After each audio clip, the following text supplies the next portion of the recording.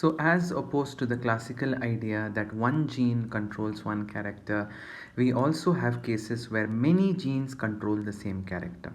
So, this is what is referred to as the cumulative gene or multiple gene or polygenes. So, more than one gene, that is two or more independent pairs of genes which control the same character, are referred to as polygenes, and they mostly have a quantitative effect on the character. What do you mean by the quantitative effect? Say for example, the number of dominant genes may determine the degree to which a particular character is expressed, a particular trait is expressed. When I give you the example, you will understand better.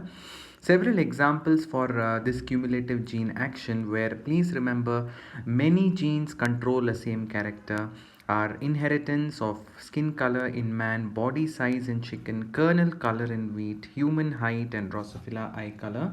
In this lecture, we will be focusing, in this concept video, we will be focusing exclusively on the kernel color in wheat. You will get an idea how more than one gene can control the same character. Okay. Now, to give you the example of kernel color in wheat, let me just take a one homologous pair. To give you an idea that I'm talking about two different genes, I'm going to take two homologous pairs here, the first one and the second one.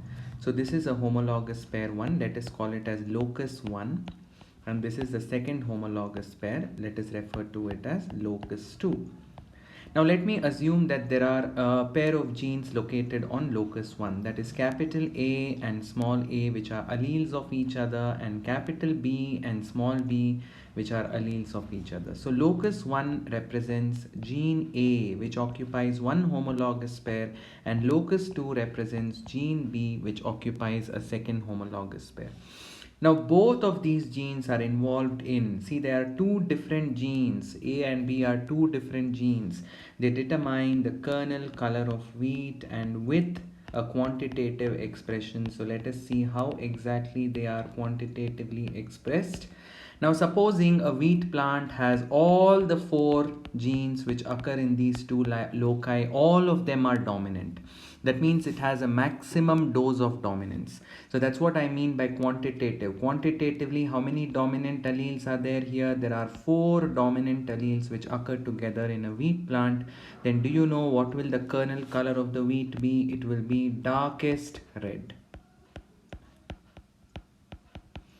Now see the next genotype. This is case 1 where all the four genes are dominant. Now see how the second case I am modifying it here. Notice I have reduced one of the dominant genes. So therefore in this genotype, in this wheat plant, 3 of the genes are dominant and one of the allele is recessive. Then you know how the color will change. The color will become dark red, slightly less darker in comparison to the first case. In the third scenario, there will be equal number of dominants and equal number of recessives. Notice how there are two capital A's and two capital B's. It's not necessary that it should always be this. It can also be another case. It can be capital A, capital B, small b. So I'm just giving you an example. So don't think it is always two capital A's and two small b's. The criteria here is there should be two dominants and there should be two recessives. That is the criteria here. That means the number of dominant alleles and number of recessive alleles are equal. In this case, the color will be medium red, or it is also referred to as intermediate. Okay, the color of the wheat grain will become intermediate or medium red. Notice how the shade is becoming lighter and lighter as the number of dominant alleles decrease in their dosage. In the fourth case, I'm going to retain only one dominant allele and all the others will be recessive, and this will be a color that is light red. The color of the kernel will become light red, and you can guess the last example, the last genotypic case where all the alleles which control the kernel color are in recessive form. Then this will become white color. There will be no red coloration at all. Now notice how there is a pattern. If you have all the four dominants present, it may be the darkest red color. If three dominants are there and one is recessive, the color will be dark red.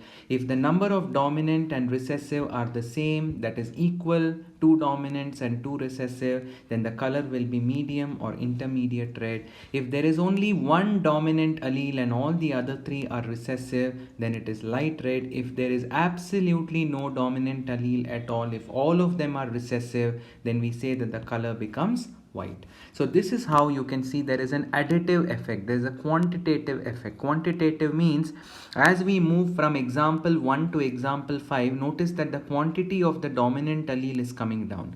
In the first genotype, the dominant allele quantity was 4. There were 4 dominant alleles. In the last one, there are 0 dominant alleles. So you are reducing the quantity or the number of the dominant alleles, and you are seeing a pattern in the expression of the change in the color of the kernel color in case of wheat. So this is how polygenes or cumulative genes mostly act. I want all of you to remember that there are two different genes. I drew two different homologous pairs just to signify the fact that they are two different genes and they are controlling the same character. Gene A on locus 1, gene B on locus 2. You can imagine locus as being a homologous pair just to simplify the concepts for you. Gene A and gene B, both of them control the kernel color. So if you remember, for the kernel color of wheat, another way to remember is we have two genes. The two genes are, just now I told you, gene A and 2, that is gene B, but we have a total of 4 alleles. What are the total of 4 alleles? Now A exists in two allelic forms, that is capital A and small a. B exists in two allelic forms, that is capital B and small b. So totally we have 4 alleles which are acting together in order to express the kernel color, and we saw how the dosage of the dominant genes, as they keep decreasing, the shade or the color of the kernel in case of wheat will keep varying. So this is how, when more than one gene, 2 or more, in this particular case I have taken the example of 2 genes and 4 alleles. So when more than one gene is controlling the same character, we call it as cumulative genes or multiple genes or polygenes.